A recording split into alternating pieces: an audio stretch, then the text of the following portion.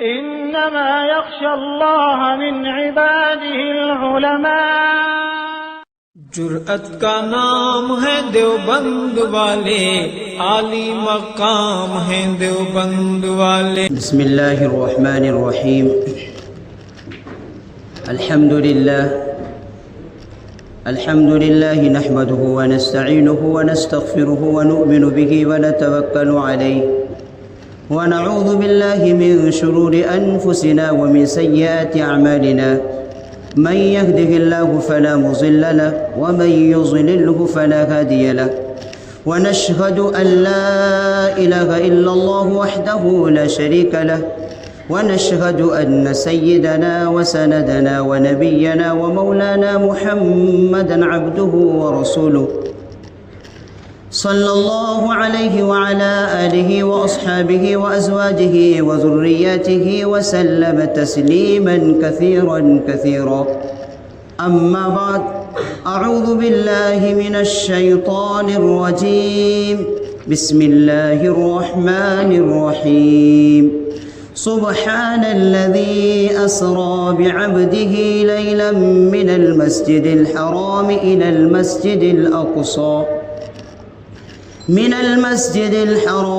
المسجد الأقصى الذي باركنا حوله لنريه من آياتنا إنه هو السميع البصير۔ صدق اللہ العلی العظیم۔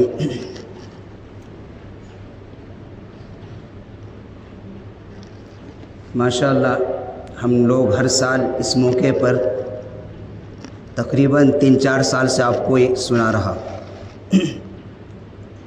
گزشتہ سال اسی موقع پر ایک بہت ہی الگ ہٹ کر ایک مضمون آپ کو سنایا تھا، اگر یاد ہو، بڑی بھاری تھی، گہرائی تھی، وہ نیٹ پر بھی ہمارا وہ بیان ہے۔ اس میں اس بار اس سے الگ الحمدللہ ہماری کوشش یہ رہتی ہے، چونکہ اس میں میرا بھی فائدہ ہے، سننے والوں کو ایک ہی چیز، ایک ہی مضمون کو بار بار سنتا رہے تو آدمی سننے کا دل نہیں چاہتا ہے، نئی چیز معلوم ہونا نہیں، ایک ہی چیز بار بار سنے تو نہ انٹرسٹ آتا ہے، نہ مزہ آتا ہے، نہ سنانے والے کو آتا ہے، نہ سننے والا اس پر ہوتا۔ انشاءاللہ یہ آج ایسی بات آئی ہے اللہ کے فضل و کرم سے، میں تو ایک جاہل آدمی ہوں اور گنہگار آدمی ہوں، لیکن کوشش اتنی ہوتی ہے کہ آپ کی دامن کچھ نہ کچھ آ جائے۔ ہمارے اللہ والوں کی باتیں ہوتی ہے، بڑوں کی کتابیں پڑھتا ہوں، بڑوں کی باتیں سنتا ہوں، ان کی جوتیوں کی صدقے طفیل میں کچھ اللہ ہمارے ذہن و دماغ میں ڈال دیتا ہے۔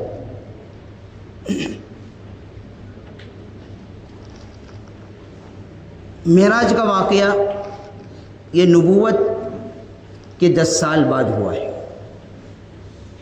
یہ ایسے وقت میں ہوا کہ جب اللہ کے نبی صلی اللہ علیہ وسلم غم سے نڈھال ہو گئے تھے۔ پے در پہ 3 آپ پر مصیبتیں آ پڑی۔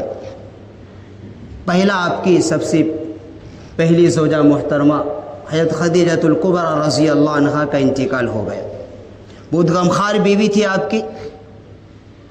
اب اس غم سے ابھرے بھی نہیں پائے تھے کہ آپ کے چچا ابو طالب جو آپ کے ہر موقع پر ساتھ دیتے تھے وہ بھی اس دنیا سے چل بسے۔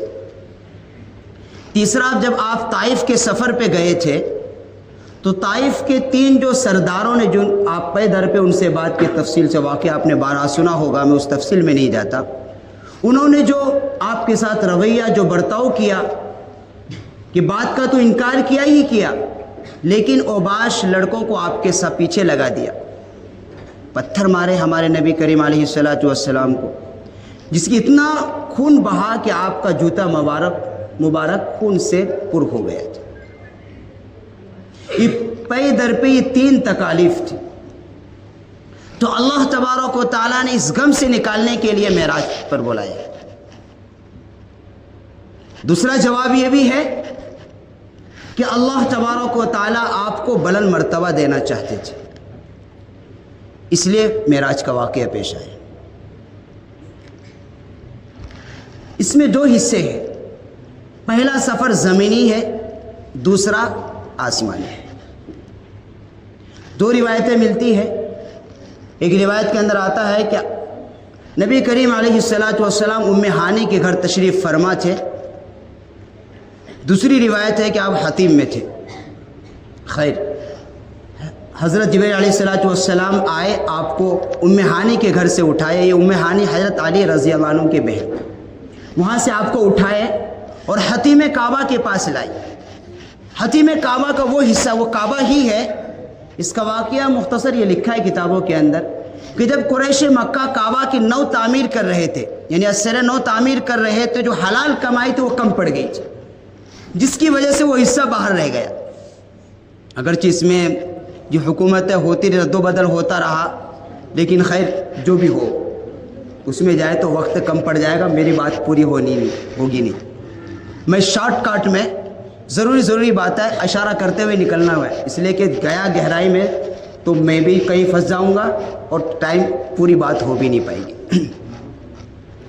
تو پیسے حلال کمائی کم پڑ گئے تھے، جس کی وجہ سے وہ حصہ ہے، یعنی کعبہ کا وہ حصہ جس پر چھت ہے، ایک وہ حصہ جس پر چھت نہیں ہے. اس میں حکمت ہے بھی. دیکھو اللہ کے نبی صلی اللہ علیہ وسلم کعبہ کے اندر سے کیوں نہیں گئے؟ علماء نے لکھا ہے، ہم اپنے علماء پر قربان جائے. کہا ہے کہ چونکہ کعبہ کے اندر اس وقت 300 بت تھے، اس لیے آپ اس کے اندر سے نہیں گئے.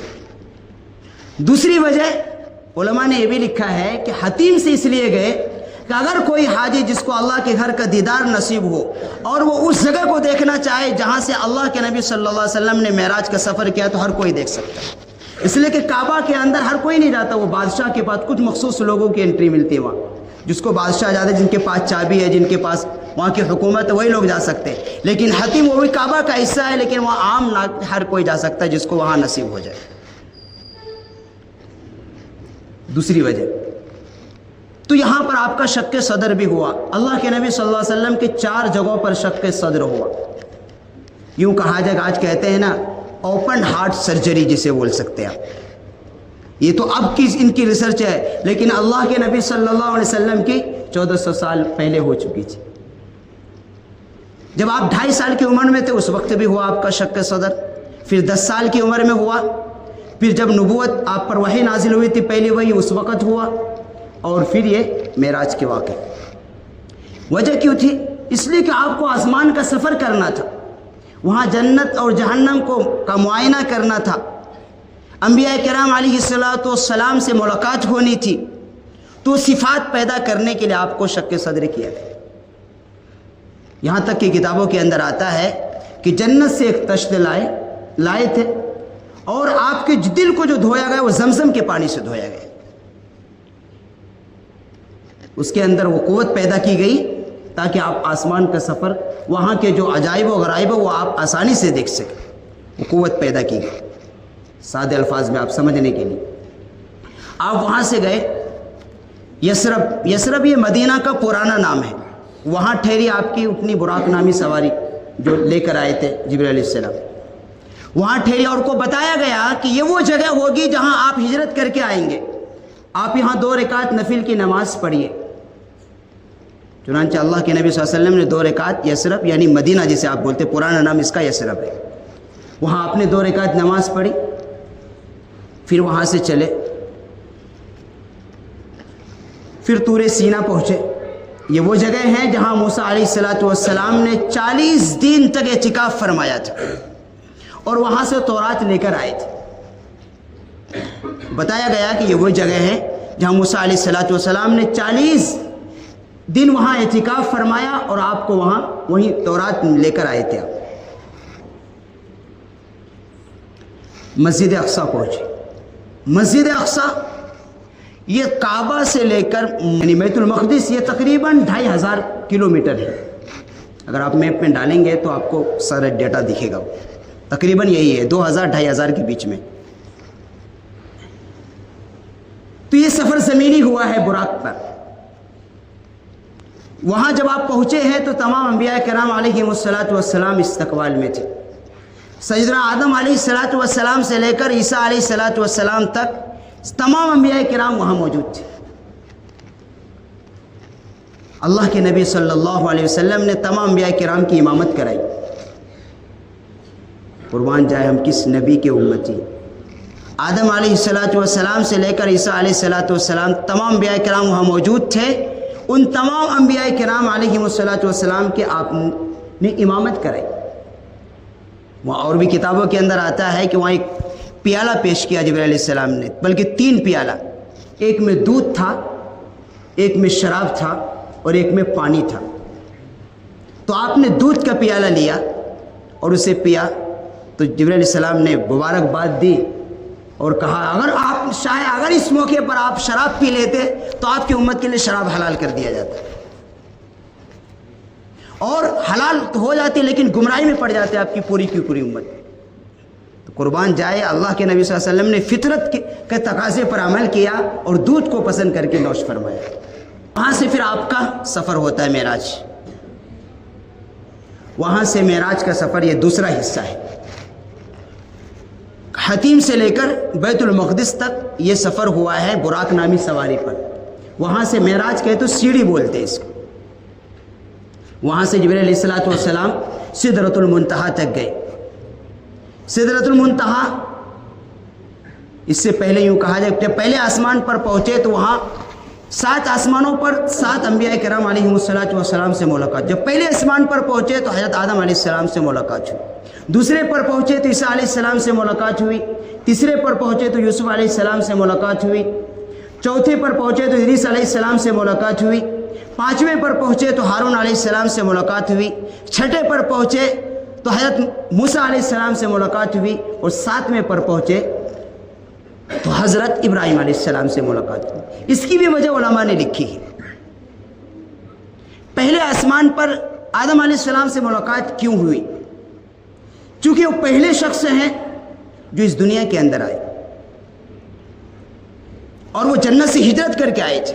اللہ نے ان کو دنیا کے اندر بھیجا. تو الگ واقعہ ہے غلطی کی وجہ سے، لیکن ہم ادباً کہیں گے ہجرت کر کے جنت سے آئے دنیا کے اندر. تو وہاں ایک میسیج ہے نبی اے میرے محبوب کہ جس طریقے سے آدم علیہ السلام جنت سے ہجرت کر کے زمین پر آئے ہیں، آپ کو بھی ایک وقت آئے گا کہ آپ کو اپنا محبوب وطن چھوڑ کر ہجرت کر کے جانا پڑے گا مدینہ. یہاں سے آپ کو یہ تعلیم دی گئی. یہ علماء نے لکھی، انہوں نے مولانا اشرف تھانوی رحمۃ اللہ علیہ کی کتاب ہے، انہوں نے اس کی وجہ لکھی. دوسرا عیسیٰ علیہ الصلوۃ والسلام سے ملاقات، اس کی بھی وجہ لکھی ہے انہوں نے. اس کی وجہ عیسیٰ علیہ السلام تو کئی وجہ ہیں، میں ایک ہی وجہ بتا کے چلا، کئی کی وجہ لکھی چونکہ وہ ان کے پاس علم کے سما. کئی کی وجہ بناؤں گا تو آپ یاد بھی نہیں رکھ پائیں گے اور شاید میں بتا دیں تو میں بھی نہ بھول جاؤں. تو ایک ایک وجہ بتا کر ہم چلے. عیسیٰ علیہ الصلوۃ والسلام اس کی کئی وجہ، اس میں ایک وجہ یہ ہے کہ جب دجال کا فتنہ آئے گا اور آنے والا ہے، جس کی پیشین گوئی ہر نبی نے دی اور ہمارے نبی نے بھی دی، وہ اتنا بڑا دجال کا فتنہ ہوگا کہ اللہ تبارک و تعالی جسے چاہے گا وہی اس کے فتنے سے بچ پائے گا، ورنہ بہت بڑا ہمارا مسلمانوں کا طبقہ اس کے فتنے میں آئے گا. بہت بڑا فتنہ ہوگا وہ. اس لیے کہا گیا حدیث کے اندر آتا ہے کہ سورہ کہف کی تلاوت جمعے کے دن کرنی چاہیے. جو مرد یا عورت جمعے کے دن سورہ کہف کی تلاوت کریں گے، اللہ تبارک و تعالیٰ اس سورہ کہف کی تلاوت کی برکت سے جو ایک بہت بڑا فتنہ آنے والا ہے اور اس کا وقت زیادہ نہیں ہے، آنے والا ہے، اس فتنے سے اللہ تبارک و تعالیٰ اس مرد اور عورت کو بچا لیں گے، ورنہ بچنا مشکل ہے. اس کی علامات بھی لکھی کتابوں کے اندر، میں اسے بھی نہیں بتا. تو کہا جب آئیں گے وہ دجال تو اس کو ختم کرنے کے لیے عیسیٰ علیہ الصلوۃ والسلام آئیں گے. دمشق کی جامع مسجد میں آپ کا نزول ہوگا اور امام مہدی کی قیادت میں جو ہے ان کا لشکر تعاقب کرے گا اور مقام لود ایک جگہ ہے، وہاں جا کر دجال کا سر قلم ہوگا. لیکن عجیب بات ہے، اس بارے میں بات ابھی جو نیا فتنہ ہوا ہے اس بارے میں بھی جاننا ضروری ہے. عوام کو معلوم نہیں ہوگا، معلوم بھی ہے لیکن چونکہ ہم لوگ صحیح غلط حدیث کا لیول جہاں بھی آ جاتا ہے تو ہم اس کے پیچھے پڑ جاتے ہیں، یہ نہیں دیکھتے کہ صحیح ہے کہ غلط ہے. آج کل بہت سے لوگ ایسے مارکیٹ میں آ گئے ہیں جو اپنے آپ کو عیسائی کا دعویٰ کرتے ہیں، اور ایسے بھی لوگ مارکیٹ میں آ گئے ہیں جو امام مہدی ہونے کا دعویٰ کر رہے ہیں. ایک اورنگ آباد میں ایک آدمی ہے شکیل بن حلیف کر کے، وہ اپنے آپ کو امام مہدی کہتا ہے. ایسے فتنوں سے بچنا چاہیے. اس کی کچھ علامات ہے، اس کو میں نہیں کرتا، کریں گے تو دوسرا مضمون رہے گا. انشاءاللہ کبھی موقع ملے گا تو بات کریں گے. تو اس ایسے فتنوں سے بچنا چاہیے. وہ آئیں گے، اس میں کوئی شک نہیں ہے. امام مہدی کا نزول ہوگا، ان کی قیادت کے اندر پوری دنیا سے ظلم کا خاتمہ ہوگا. عیسیٰ علیہ السلام تو کن کا خاتمہ کریں گے؟ دجال کا خاتمہ کریں گے اور 40 سال زندہ رہیں گے دنیا کے اندر، ان کی شادی بھی ہوگی، ان کی اولاد بھی ہوگی، پھر اللہ تبارک ان کی موت آئے گی، لیکن پھر ان کے انتقال کے بعد جو ہے پھر انسان پھر گمراہی کی طرف جائے گا۔ وہ ایک لمبا واقعہ ہے، وہ جو ہم سنتے ہیں نا آئے گا نیا ورلڈ، وہی ہے وہ کہ ایک بار جو پورے دنیا کے اندر اسلام کا نظام قائم ہوگا وہ ہے آخری ورلڈ آرڈر۔ تو یہ عیسیٰ علیہ السلام سے اس لیے کہ آپ کو بتایا گیا کہ اگر کوئی، دوسری وجہ یہ بھی ہے کہ عیسیٰ علیہ السلام کا جب پیچھا کر رہے تھے یہودی لوگ، آپ کو قتل کرنے کے لیے در پہ آئے تھے، تو آپ کو اللہ تبارک و تعالیٰ نے آسمان پر اٹھا لیا زندہ۔ ہمارا عقیدہ رہنا چاہیے عیسیٰ علیہ السلام پر آسمان پر زندہ ہے اور وہ قرب قیامت میں آئیں گے۔ قیامت کے اللہ کے نبی کریم علیہ السلام نے جو قیامت کی نشانیاں بتائی، ان میں ایک نشانی یہ بھی ہے کہ عیسیٰ علیہ السلام قرب قیامت کے قریب دنیا آئیں گے۔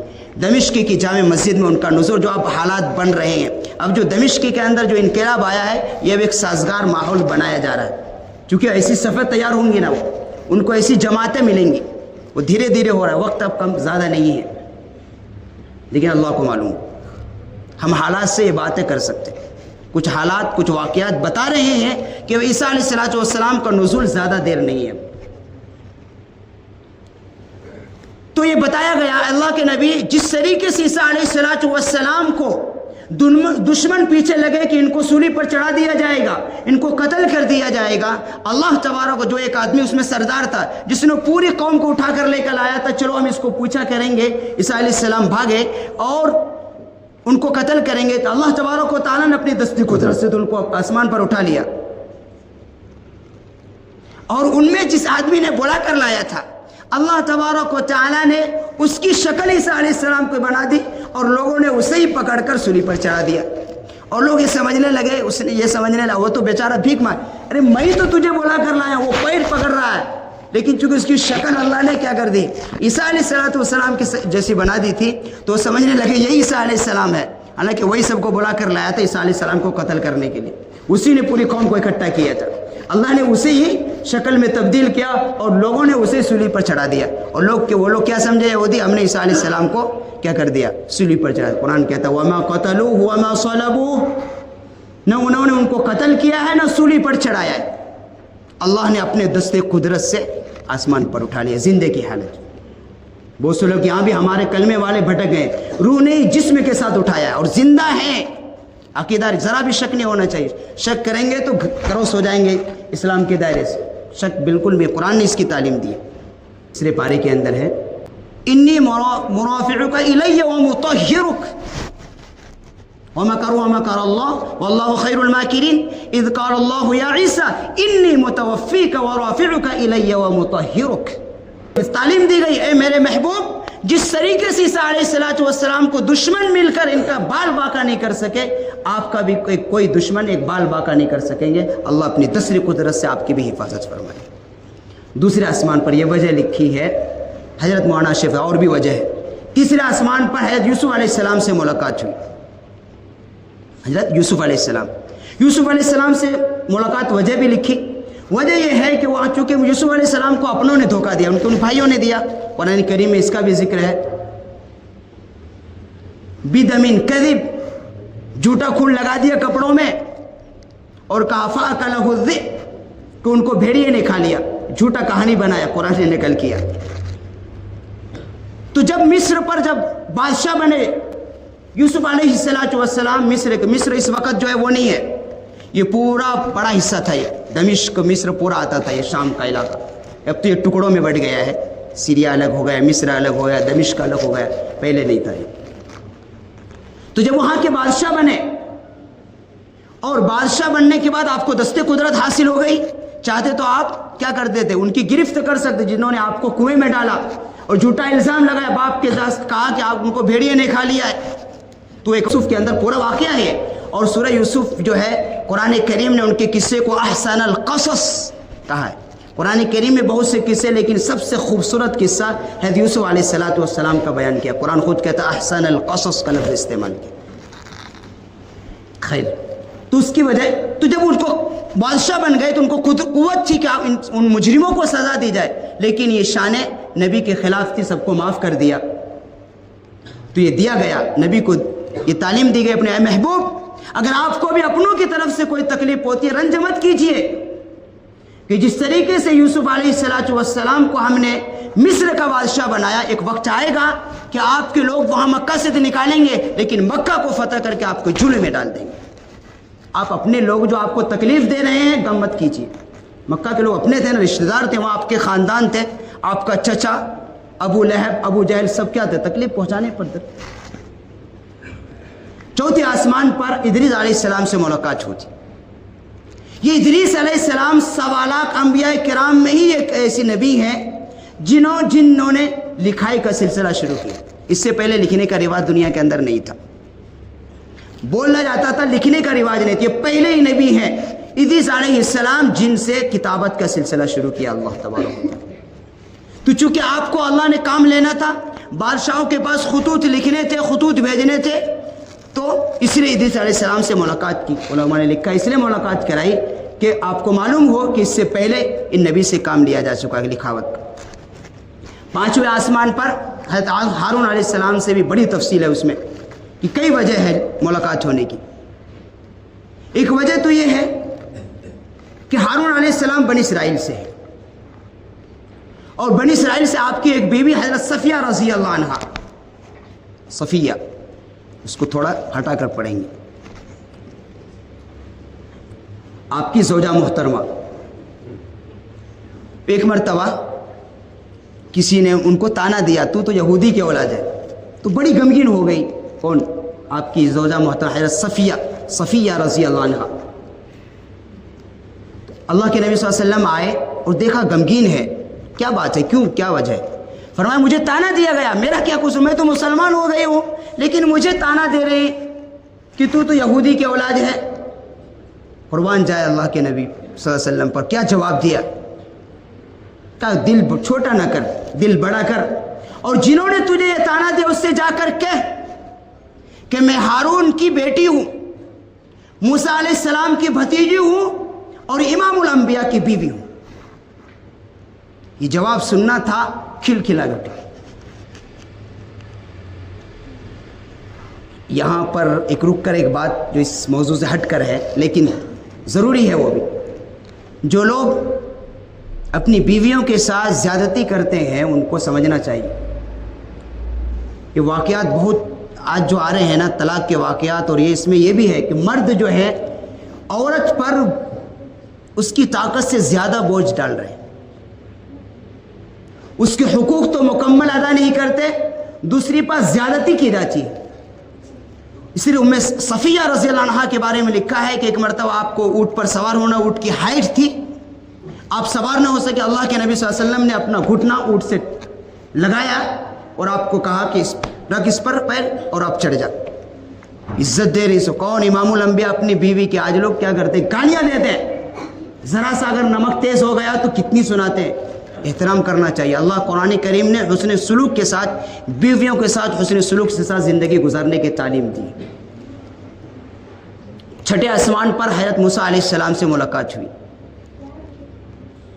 7ویں آسمان پر ابراہیم علیہ السلام سے واقعات۔ انشاءاللہ جب دوسرا موقع آئے گا تو ان دونوں کی وجہ بتائیں گے، ورنہ ہمارا اب یہ 7 آسمان پر ہو گئے۔ اب یہاں سے سدرۃ المنتہا پر جاتے۔ سدرۃ المنتہا لائف آف کنٹرول کراس، یہاں سے نیچے والا فرشتہ کے ریڈ لائن، اوپر والے فرشتے کی ریڈ لائن، وہاں سے اوپر والا فرشتے کی وہ لائف آف کنٹرول، یہ بولتے ہیں، یعنی اینڈ، ادھر والا ادھر نہیں آ سکتا، ادھر والا ادھر نہیں جا سکتا۔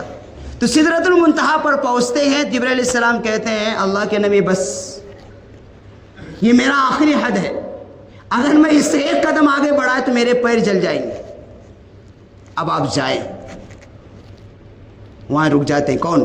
جبرائیل جو فرشتوں کے سردار ہیں، رک گئے۔ وہاں سے اللہ کے نبی صلی اللہ علیہ وسلم تنہا ہے، سریع الاقلام پر پہنچے۔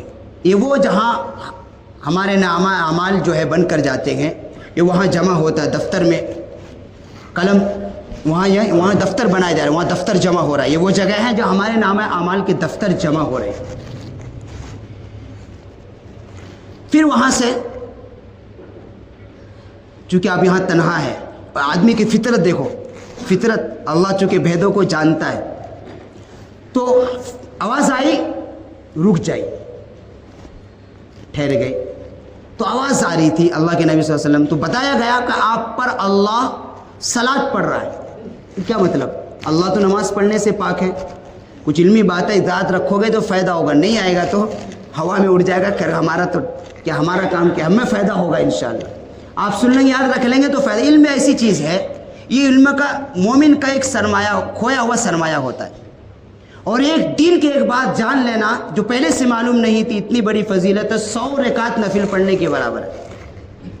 ایک مسئلہ اگر آپ نے دین کا جان لیا، 100 رکعت نفل پڑھنے کے سوا، اور ایک باب جان لیا تو 1000 رکعت نفل پڑھنے کے برابر ہے. انشاءاللہ آپ کی معلومات میں اضافہ، میں اسی نیت سے بیٹھا ہوں کہ تاکہ آپ مجھے بھی ثواب مل جائے اور آپ کو بھی ثواب مل جائے. ورنہ شب معراج کی کوئی خاص فضیلت نہیں ہے، صرف واقعہ ہے. وہ بھی انشاءاللہ آخر میں شارٹ کٹ بتائیں گے اس پر. ورنہ بہت سے لوگ ہمارے ماشاءاللہ ہمارے نوجوانوں میں کچھ پوچھنے کی صلاحیت آ رہی ہے. کئی لوگوں نے سوال کیا، صحیح کرنا چاہیے. بہت سے جو کہ دیکھ رہے ہیں سوشل میڈیا پر، انسٹاگرام پر، خالی فضیلتیں ہی بیان کر رہے ہیں، کہاں کی من گھڑت. یہ اصل میں یہود کی سازش ہے. چونکہ حدیث کا حوالہ دیا جا رہا ہے تو عام مسلمان جس کے پاس نہیں ہے وہ پڑھ کر اس میں بہک جائے گا. پھر انشاءاللہ آخر میں اس پر کریں گے. تو ہم کیا کہہ رہے تھے؟ تو یہاں جبرائیل علیہ السلام لوٹے، وہاں رکے، آواز آ رہی تھی. بتایا گیا کہ اللہ پر صلاۃ پڑھ رہا ہے. تو اللہ تو پاک ہے نماز پڑھنے، نماز تو ہماری ضرورت ہے، اللہ نماز نہیں پڑھ سکتا، اور وہ جسم سے پاک ہے. مطلب کیا ہے؟ اللہ آپ پر رحمت بھیج رہے. اور وہاں ایک آواز جو آ رہی تھی، میں نے کہا جبرائیل کو میں نے تو سدرۃ المنتہا پر چھوڑ دیا، ابو بکر کو میں مکہ میں چھوڑ کر آیا ہوں، اور یہاں آواز آ رہی ہے ایسی جیسی لگ رہی ابو بکر کی آواز ہے رضی اللہ عنہ. قربان جائے ابو بکر کا مقام. آواز آئی، کہا اللہ تبارک و تعالیٰ نے ازل سے ایک فرشتے کو تیار کر رکھا ہے جس کی آواز ابو بکر کی جیسی آواز ہے. سبحان اللہ. ابو بکر کو لوگ زمین والے جانتے ہیں، زمین میں چرچا تر نہیں. ابو بکر کا زبان 7 آسمانوں سے، وہاں جہاں سدرۃ المنتہا پر جبرائیل نہیں جا سکے، اس کے آگے وہاں بھی ابو بکر کی آواز کا ایک فرشتہ ہے، جہاں وہاں بھی ابو بکر کا چرچا ہے رضی اللہ عنہ. آواز آ رہی تھی، اور چونکہ فطرت ہے انسان کی، وہ اکیلا محسوس، اتنا بڑا سفر ہے، اور جب انسان جتنا لمبا سفر ہوتا ہے وہ اپنے ساتھ کسی کو لے جانا چاہتا ہے. اکیلا گھبراہٹ ہوتی ہے، ایک اجنبی سفر پر کوئی جائے، ایک فطری چیز ہے، انسان فطری چیز. لیکن اللہ چونکہ بھیدوں کو جاننے والا ہے، ہمارے نبی کو اس کی ضرورت محسوس ہوگی، تو اللہ تبارک و تعالیٰ نے پہلے سے ایک فرشتے کو تیار کر دیا تھا جس کی آواز ابو بکر کی آواز تھی. اگر آپ کو غم محسوس ہوگا تو مکے کے اندر جو آپ کو ہر وقت ابو بکر ساتھ دیتے تھے، تو جب وہاں آپ کو تنہائی محسوس ہوگی تو ابو بکر کی آواز آپ کو تسلی دے گی. تو پھر اللہ چونکہ ایک ظاہر سی بات ہے، ایک محبوب کسی عزیز محبوب کے پاس جاتا ہے تو کچھ تحفہ لے کر جاتا ہے نا، نہیں جاتے ہیں. دنیا کا بھی رواج ہے یہ، اور جانا چاہیے. نہیں تو آج یاد رکھ لو، جانا چاہیے. کسی اچھا دوست کے پاس جاؤ تو خالی ہاتھ مت جانا، کبھی کچھ لے کر جانا، اچھا گفٹ جو اسے پسند ہو وہ لے کر جانا. تو اللہ کے نبی صلی اللہ علیہ وسلم جب رب سے ملاقات کرنے گئے تو ایسے نہیں پوچھا اللہ نے کیا لے کر آئے ہو. تو اللہ بندہ کیا پیش کر سکتا ہے؟ اللہ کو کیا پیش کر سکتا ہے؟ ساری خزانوں کا مالک اللہ ہے. تو اللہ ہم اتحاد پڑھتے ہیں نماز میں، التحیات للہ والصلوات والطیبات. ساری بدنی مالی ساری عبادتیں کس کے لیے ہے؟ اللہ کے لیے. جب یہ تحفہ اللہ نے نبی کریم علیہ الصلوۃ والسلام نے اللہ کا جو اللہ نے بنایا، السلام علیکہ ایھا النبی، ہم قربان جائیں اپنے نبی پر کہ وہ ایسے مقام پر جہاں کہیں آپ ذہن خراب نہیں کر لیجئے گا، چونکہ آج ہمارے نوجوانوں کا ذہن بڑا تیز بھاگتا ہے. اللہ حفاظت فرمائے، ذہن پاکیزہ رہنا چاہیے. جہاں ایک عاشق اور معشوق کی جب محبوب کی ملاقات ہوتی ہے، وہ اگر کوئی تیسرا آدمی ڈسٹرب بھی کرے تو اس کو بڑا تکلیف ہوتا ہے. جو بڑی محنت سے بڑی مشقت سے جب محبوب مل جائے، وہاں آدمی کو کسی دوسری طرف اس کا ذہن جا سکتا ہے، لیکن اپنے محبوب پر اپنے نبی پر قربان جائے. کتنی محبت تھی اپنی امتی سے، اس مقام پر نہیں بھولے. کیا فرمایا؟ کہا صرف پر مجھ پر نہیں، السلام علینا وعلی عباد اللہ الصالحین. یا اللہ صرف پر مجھ پر ہی نہیں، ہم سب پر اور میری امتی میں جو سب نیک لوگ ہوئے ان پر بھی تیری رحمت ہو، تیرا سلام. اتنی محبت، اتنی شفقت کرنے والے کون؟ ہمارے اور آپ کے نام. ہم نے کتنی تکلیف پہنچائی نبی کو، پہنچا رہے ہیں. ہم اپنے نبی کی سنتوں کا جنازہ نکال کر ہم اپنے نبی کو تکلیف دے رہے ہیں. جو نبی جہاں جبرائیل نہیں جا سکے اس مقام تک کوئی نہیں گیا ہمارے نبی کے علاوہ. اس مقام پر جا کر ہمیں اور آپ کو یاد کیا، اور آج ہم زمین پر جب ہیں تو اپنے نبی کو بھول جاتے. ہم اپنے نبی کی سنت کو پیروی نہیں کرتے اور پھر شکوے کرتے ہیں مسلمان پٹ رہا ہے، مسلمان ذلت کا شکار ہے. ہماری ذلت کی ساری وجہ یہی ہے کہ ہم اپنے نبی کی سنتوں کو زندہ نہیں کر رہے، نہ اس پر عمل کر رہے. جو نبی 1 سال 2 سال نہیں 23 سال تک روتا رہا، اپنے لیے نہیں، اپنی اولاد کے لیے نہیں، اپنی امت کے لیے. آج ہم اس نبی کو جتنا تکلیف پہنچا رہے ہیں، اللہ کی حفاظت فرمائے. سنت کی پیروی کرو گے، ضروری ہے سنت کی پیروی کیے بغیر کامیابی ملنے والی نہیں ہے. تو یہ تھا تحفہ، اللہ کے نبی نے بھیجا، اللہ نے سلام کیا، اور پھر اس کے بعد اللہ کے نبی صلی اللہ علیہ وسلم کی رحمت کی طفیل، ان کی شفقت قبیل ہمیں بھی اس میں آ گئے. السلام علینا وعلی عباد اللہ، ہر نماز میں تحیات میں ہم لوگ پڑھتے ہیں اس میں. اب یہاں سے تحفہ ملتا ہے. اب تحفہ اللہ کو بھی تو، اللہ حکم الحاکمین، یہی وہ تحفہ ہے جس کو ہم لوگ تذکرہ کرتے رہتے. اب نماز کا تحفہ ملا، وہ سنتے مشہور ہے، آپ کو یاد بھی ہے، 12 سنتے رہتے. 50 نمازوں کا تحفہ ملا. آپ آئے پہلے آسمان، چونکہ ادھر سب سے آخر میں 7ویں آسمان پر ابراہیم علیہ السلام سے ملاقات ہوئی تھی، ابراہیم علیہ السلام سے. اس کے بعد 6 آسمان پر موسیٰ علیہ السلام سے ملاقات ہوئی تھی. تو موسیٰ علیہ السلام نے روکا ہمارے نبی کو، اور روکنے کے بعد کیا کہا؟ کیا لے کر آئے؟ کہ 50 نماز کا. تو کہ میری امتی 50 نماز کے نہیں پڑھ رہے تھے، آپ کی امتی کیسے؟ آپ جائیں اللہ کے پاس اور کم کرائیں.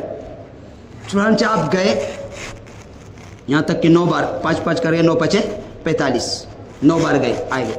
یہاں بھی علماء نے وجہ لکھی ہے کہ آخر موسیٰ علیہ السلام کو اتنی شفقت کیسے ہو گئی؟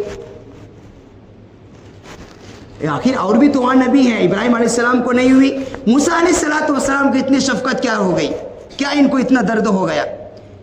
ایک وجہ تو یہ بھی ہو سکتی ہے کہ چونکہ نبی جو ہے، یہ ابراہیم علیہ السلام تو باپ کے درجے میں تھے اور موسیٰ علیہ السلام بھائی کے درجے میں تھے. عام طور پر انسان بھائیوں میں جو ہوتا ہے ہر چیز شیئر کر دیتا ہے، باپ کے ساتھ ہر چیز شیئر نہیں کرتا. اولاد بھائیوں میں ہو جاتی ہے چونکہ بے تکلفی رہتی ہے بھائیوں میں، باپ کے ساتھ اولاد اتنی بے تکلف نہیں ہوتی اور ہر چیز باپ کو شیئر نہیں کرتا. چونکہ موسیٰ علیہ السلام دیکھ کر آئے تھے، ایک وجہ علماء نے یہ بھی لکھی، چونکہ دیکھ کر آئے تھے کہ میری امتی کو ملا تو میری امتی نے نہیں پڑھی تو آپ کی امتی بھی نہیں پڑھے گی، اس لیے آپ جا گئے.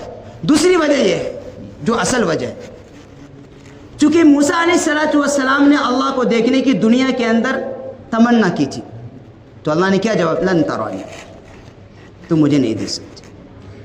لیکن ضد پر اڑ گئے، جو کلیم اللہ تھے، بات کرتے تھے، تو اللہ نے کہا ٹھیک ہے، وہ ایک تفصیل ہے، ایک تجلی دی، بے ہوش ہو گئے. تو موسیٰ علماء نے لکھا ہے کہ چونکہ یہ دنیا کے اندر نہیں دیکھ پائے تو اب ان کو یہ حسرت ہوئی کہ میں اللہ کو تو نہیں دیکھ پایا، لیکن جو اللہ کو دیکھ کر آ رہا ہے میں اس کی تو دیداری کر لوں. سبحان اللہ. بولو جی، بولو گے تو مجھے انٹرسٹ آئے گا. تو آپ تم سو رہے تو مجھے کیا پتہ چلے گا؟ نہیں آ رہا سمجھ میں اللہ کو تو زمین پر دیکھ نہیں پایا، لیکن جو اللہ کا دیدار کر کے آ رہا ہے میں اسی بہانے سے کم اللہ کا دیدار کر لوں. تو ایک بار نہیں 9 بار گیا، 5 مرتبہ کم کرائے، تو 9 5 45. جب 5 رہ گئے پھر بھی درخواست کی تھی تو اللہ کے نبی نہیں، اب مجھے شرم آتی ہے، اب میں نہیں جاتا. اور یہ بھی ڈر ہے، علماء نے یہ بھی لکھا، اور خدا نہ خواستہ اللہ کے نبی اگر اب بھی چلے جاتے تو شاید چونکہ 5 کم ہو رہے، یہ بھی ڈر تھا ہمارے نبی کو کہ اگر 5 کم ہو رہے تھے نا، وہ بھی ختم ہو جاتے تو یہ امت بہت بڑی خیر سے محروم ہو جاتی. نماز ایمان کے بعد سب سے بڑی عبادت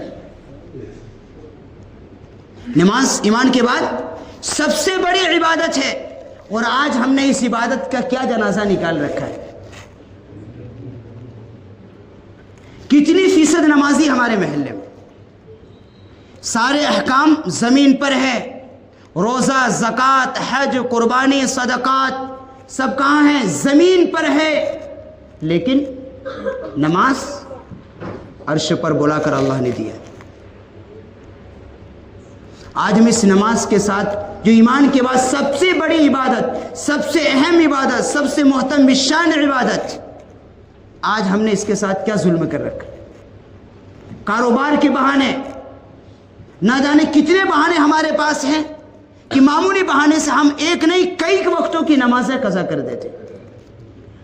اب سنو، اسی سفر میں اللہ کے نبی صلی اللہ علیہ وسلم نے کچھ عجائبات دکھائے گئے، ڈرنے کی بات ہے۔ ایک جگہ، چونکہ آپ وہاں، یہ بات رہ گئی وہیں کہنا تھا، جب آپ وہاں پہنچے تو آپ کو جنت اور جہنم دکھایا گیا، یعنی یوں کہا جائے اسکرین لگایا گیا۔ وہاں جنت جہنم وہاں نہیں ہے، وہ اسکرین لگایا گیا، آپ کو جہنم بھی دکھایا گیا، جنت بھی دکھایا گیا۔ جس اسکرین میں دیکھتے ہیں نا، دنیا سے سمجھ سکتے ہیں اس کو، وہاں لگایا گیا اسکرین، وہاں جنت اور جہنم کو بھی دکھایا گیا۔ اور اب دیکھا کہ وہاں وہ لوگ، کچھ لوگ وہ ہیں جن کے سروں پر ایک فرشتہ پتھر اٹھاتا ہے، اس کے سروں پر مارتا ہے، جب پتھر وہ سر پر پڑتا ہے تو سر کے پرخشے اڑ جاتے ہیں اس کے۔ اللہم احفظنا۔ اللہ کہ نبی صلی اللہ علیہ وسلم نے فرمایا کہ یہ کون لوگ ہیں؟ یہ وہ لوگ ہیں جو نماز نہیں پڑھتے تھے۔ اللہم احفظنا، کیا حال ہے ہمارا؟ کون لوگ ہیں؟ یہ وہ لوگ ہیں جو نماز، اور جب ایک مرتبہ وہ پرخشے اڑ گئے، پھر قیامت تک اس کے ساتھ یہی معاملہ ہوتا رہے گا، پھر سر اپنی حالت پر ہو جاتا ہے، یہی معاملہ اس کے ساتھ ہو رہا ہے۔ ایک جگہ اپنے اور دیکھا کہ کچھ لوگ ہیں جو اپنی کئی چیز ان کے ہاتھ میں اور اپنے ہونٹوں کو قطر رہے ہیں۔ فرمائیے کون لوگ ہیں؟ فرمائیے وہ لوگ ہیں جو دین پر عمل نہیں کرتے تھے۔ اس میں ہم جیسے پکڑے جائیں گے زیادہ، کہ جو دین کو جانتے تھے، عمل نہیں کرتے تھے، پڑھے لکھے لوگ، ان کے قینچی سے کاٹے جائیں گے ہونٹ۔ تیسرے، آپ نے یہ بھی دیکھا اس واقعے میں، اس سفر میں، کہ کچھ لوگ ہیں جن کے پیٹوں میں جو ہے سانپ بھرا ہوا ہے۔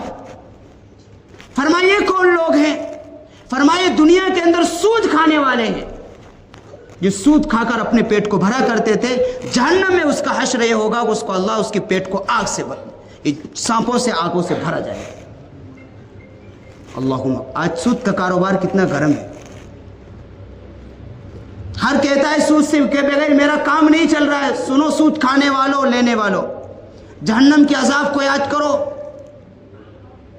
تھوڑی سی پریشانی کی خاطر تھوڑی سی راحت، حالانکہ سود میں تو ہو ہی نہیں سکتا، ان سود کھانے والا انسان کبھی نہیں ہو سکتا، ان کی زندگی دنیا کے اندر ہی جہنم بن جاتی۔ دنیا کی تکلیف الگ ہے اور جہنم کا عذاب وہ الگ ہے۔ کچھ لوگ اور دکھائے گئے جن کی شرمگاہوں میں آگ بھری جا رہی ہے۔ فرمائیے کون لوگ ہیں؟ یہ زانی، زنا کرنے والے نوجوانوں۔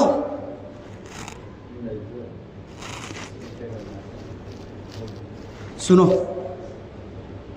سب سے غصہ نہیں ہونا اور ناراض بھی نہیں ہونا۔ سب سے اچھا دوست وہ ہوتا ہے جو انسان کو اچھائی کی طرف لاتا ہے۔ تقریباً ہمارے نوجوان دوست 80 سے 90% وہ ہیں جو زنا کر رہے ہیں، فون سے زنا کر رہے ہیں، انٹرنیٹ پر زنا کر رہے ہیں، فیس بک پر، انسٹاگرام پر زنا کر رہے ہیں۔ یہ بھی اس میں آئیں گے۔ کہاں کی لڑکی ہے، کہاں لڑکا ہے، چیٹنگ کرتے ہیں، یہ بھی زنا ہے۔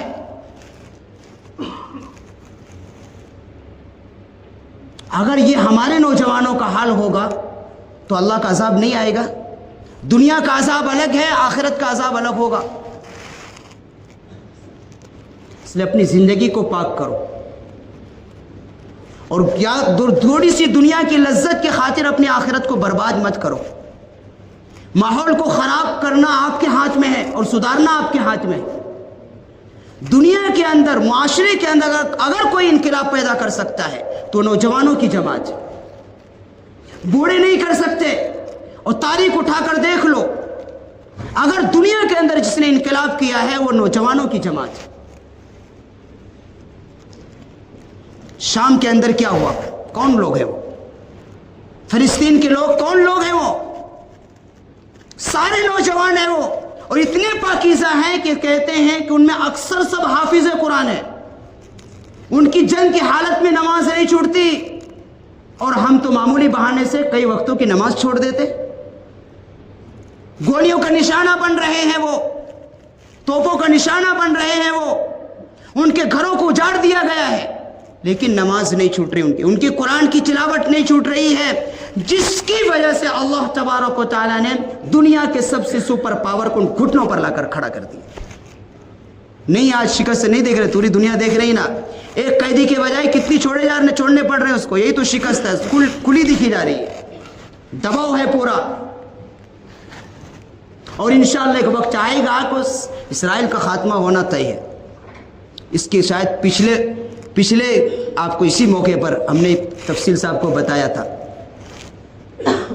ये जुमे के बने आया है ये बात, वो एक तफसील है उसमें आएगा। वो एक पेशिन गोई है हमारे नबी की, आधी बाकी होना है उसका खात्मा। खैर, तो जब तक कोई अगर मुआशरे के अंदर सुधार पैदा कर सकता है तो नौजवानों की जमात है। अगर हमारे नौजवान इंस्टाग्राम पर रहेंगे और चीटिंग करेंगे व्हाट्सएप पर और लड़कियों से अपना कनेक्शन जोड़ेंगे तो कभी ये मुआशरे को सुधार नहीं कर सकते, बल्कि माहौल को गंदा करेंगे।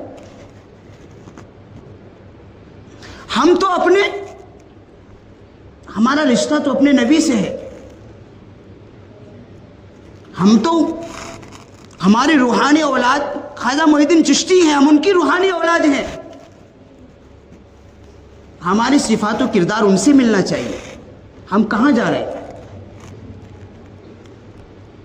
हम ख्वाजा गरीब नवाज का बहुत नाम लेते हैं, शाह अब्दुल कादिर जिलानी के नाम पर बहुत उछलते हैं, लेकिन पढ़ो उनकी सीरत को, पढ़ो उनकी सीरत को क्या मिलता है। कितने मुत्तकी परहेजगार आदमी थे। तो अपनी जिंदगी को पाक करो। कोई जगह नहीं है इस्लाम के अंदर रिलेशन की, नाजायज रिलेशन। हर एक वक्त है यार, आएगा जो हमारे मुकद्दर में है। क्या मेरी जो है वो दूसरे ले जाएगा? कोई नहीं ले जा सकता। हर इंसान के अल्लाह ने आसमान पर जोड़ी बनाया, वो मिलकर रहेगा। सब्र करो, पहले इधर उधर कदम मत उठाओ। सबको अल्लाह ने जो दुनिया के अंदर भेजा है, जोड़ा बनाकर भेजा है। सब्र का दामन थामे रखो। अपनी इज्जत, अपने खानदान की इज्जत, मुआशरे की इज्जत को बरकरार रखो। अजीब बात है आजकल, अगर लड़कियां सुन रही हैं घरों में, सुनो, अजीब बात है। आज हमारे मुसलमान बच्चियां, ये लड़कियां इतनी, सही कहा है कि इनकी अकल टेढ़ी होती, टेढ़ी तो है ही, कम अकल होती, इतनी भूली भाली होती हैं कि अगर कोई इन्हें कोई तारीफ कर देता है, झूठी तारीफ, कोई एक चॉकलेट देता है डेयरी मिल्क, उसमें ही फिदा हो जाती, कोई क्रीम ला कर दे देता है, उसमें फिदा हो जाती। क्या यही इज्जत है? इतनी कीमत है? जिसने इस्लाम के अंदर औरतों को जो हक दिया है, दुनिया के अंदर किसी मजहब के अंदर नहीं। डायमंड से ज्यादा कीमती है औरत इस्लाम के अंदर, लेकिन एक जोड़े में, एक क्रीम में, एक चॉकलेट में, एक झूठी तारीफ में अपना दिल। क्या ये दिल? अरे ये दिल उससे लगाओ जिस रब ने दिल बनाया है। बेकार समझ में बिल्कुल हमारा मुआशरा, ये हंसने की बात नहीं है, रोने की बात है। मुआशरा रो रहा है, ये रोने की बात है। अगर यही माहौल रहेगा तो याद रखो अल्लाह का अजाब आएगा, लाठी चलेगी। अगर यही माहौल रहा तो मस्जिद में बैठ करके लाठी चलेगी अल्लाह की। जैसे अमेरिका, जिस दुनिया का सुपर पावर ताकत, सब चीज था उसके पास, दुनिया के सारे वसाइल उसके पास है, लेकिन सिर्फ उसने जुल्म का साथ दिया। अल्लाह ने क्या किया? सारा गुरूर घुटनों पर तोड़ दिया। अमेरिका का गुरूर तोड़कर अल्लाह ने घुटनों पर लाड़ दिया कि ऐसा वक्त आया कि पानी मांगने पर मजबूर हो गए। तो अल्लाह का अजाब है। वो कौन लोग आए ज्यादा लपेट में? वो लोग आए जो हमारे फलस्तीनी बच्चे पर जब उनके घरों पर बम गिराए जाते थे तो ये हंसा करते थे, और किसी ने स्टेटमेंट जारी किया था, ट्वीट किया था, जिनके दुनिया के अंदर लाखों फॉलोवर्स हैं। अल्लाह ने दिखाया रुख, क्योंकि अल्लाह हकीम है, वो तदबीर करता है। अल्लाह ने उनके घरों को देखते पूरा अराख में तब्दील कर दिया, और टीवी चैनल पर आकर अल्लाह ने पूरी दुनिया को दिखाएगा, देख रोया वो बैठ के। एक वक्त था तो तुम हंस रहे थे, लेकिन अल्लाह ने दिखाया जब लाठी चली, उसी आदमी को टीवी चैनल पर लाकर पूरी दुनिया को दिखाया कर रो रहा है, भीख मांग रहा है। वो करोड़ों की संपत्ति थी, और लड़ने के लिए उन्होंने करोड़ों की संपत्ति दी थी हथियार खरीदने के लिए। तो लाठी चलती है गुनाहों पर, हर जालिम का बदला जालिम को अपने जुल्म के अंजाम तक पहुंचना है। तो इससे सबक है मुसलमानों के लिए कि अगर हम गुनाहों से तौबा नहीं करेंगे, अपनी जवानी को पाक नहीं करेंगे, अय्याशी करेंगे, इश्कबाजी करेंगे, या यूं कहा जाए कि हम गैर लड़कियों पर नजर दौड़ाएंगे, तो अल्लाह की लाठी चलेगी, याद रखो, चलेगी। ये मत समझो, चूंकि अल्लाह करीम है, वो रहीम है, वो छोड़ता है, मोहलत देता है, जल्दी नहीं पकड़ता। लेकिन अल्लाह की लाठी चलती है तो वो कहावत है कि जब अल्लाह की लाठी चलती है तो आवाज नहीं होती, लेकिन तकलीफ इतना होता है कि इंसान बर्दाश्त नहीं कर सकता। इसलिए मेरे अजीज नौजवान दोस्तों, लड़कों और लड़कियां, अपनी जवानी को पाक करो, इस दिल को अल्लाह से ताल्लुक कायम करो। जो अल्लाह के नबी सल्लल्लाहु अलैहि वसल्लम जो तोहफा लेकर आए, नमाज का तोहफा, इसको अपना ओढ़ना बिछाना बनाओ। अल्लाह के नबी जब वहां नहीं भूले जहां हर एक भूल जाता है, उस नबी की मोहब्बत की लाज रखकर अपने नबी की सीरत को फॉलो करो।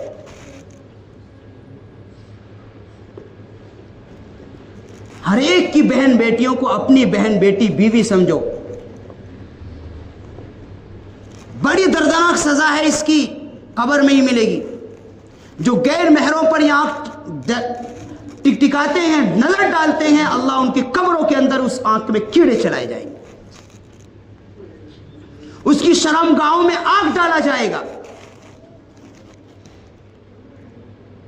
इसलिए तौबा करो, जिना से तौबा करो, और अपनी जवानी को पाक रखो।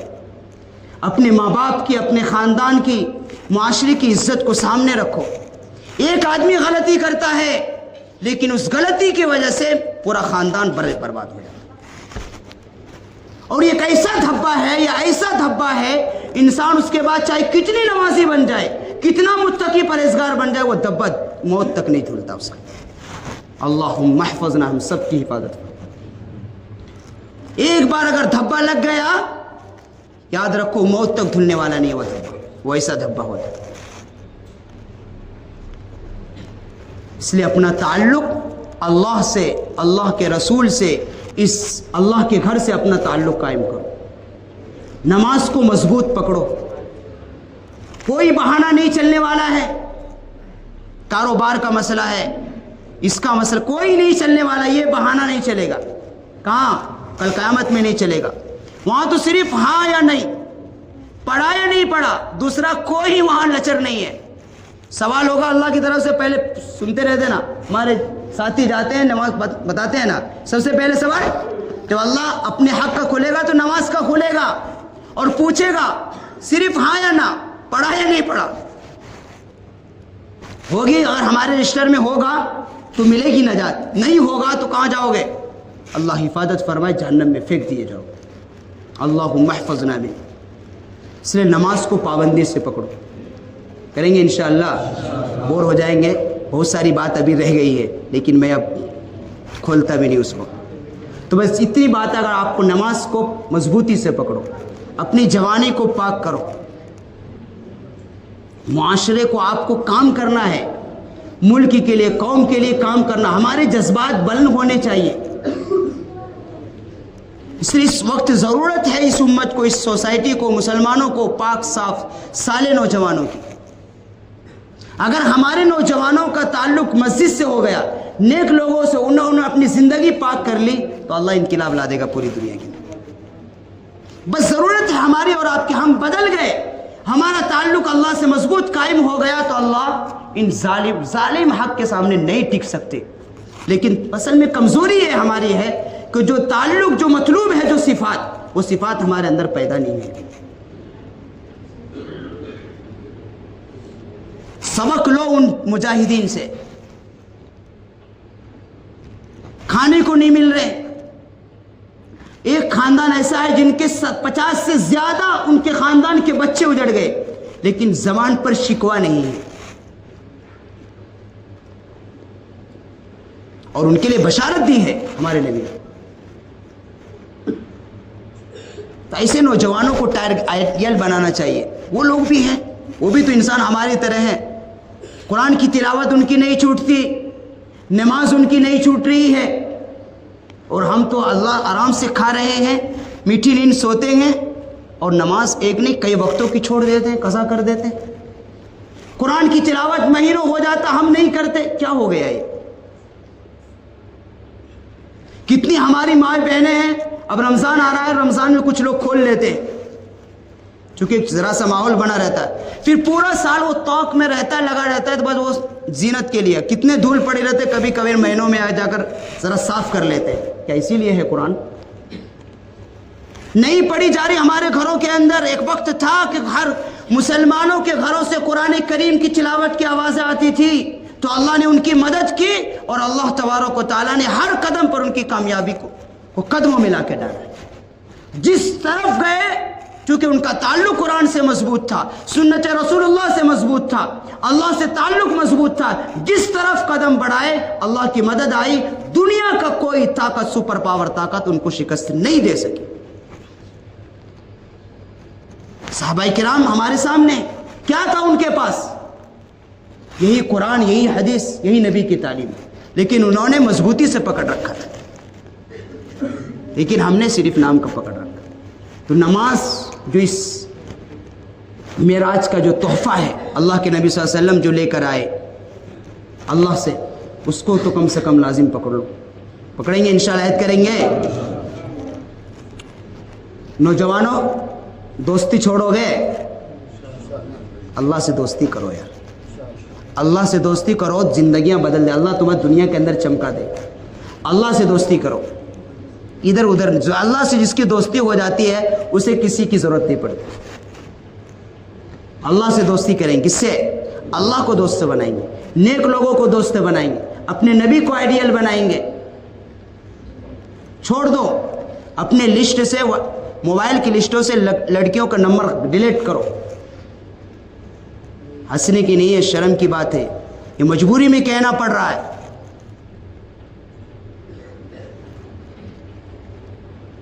پاک رہنا چاہیے، تنہائیوں بھی اور اس لیے کہ ایمان جو ہے بہت سارے وجوہات میں سے جو آخر وقت میں جس وجہ سے ایمان سلب ہوتا ہے، ان میں تنہائیوں کا گناہ ہے، اور آج 90% لوگ تنہائیوں کے گناہ میں، اس میں نمازی بھی ہے، اس میں تہجد گزار بھی ہے، ظاہر میں تو پڑھ لیتے لیکن تنہائیوں کے گناہ سے نہیں بچ رہے۔ اس لیے اللہ ہر جگہ ہے، بند کمرے میں وہاں بھی اللہ ہے، بازاروں میں بھی اللہ ہے، مسجد میں بھی اللہ ہے۔ اللہ سے تو نہیں بھاگ سکتے نہ کہیں، ہر جگہ اللہ۔ صرف اللہ سے، اس رب سے ڈرو جس کی ہم روزی کھاتے ہیں، جس کی بنائی ہوئی زمین پر چلتے گئے، جس کی بنائے ہوئے آسمان کے نیچے رہتے گئے، اس رب سے ڈرو۔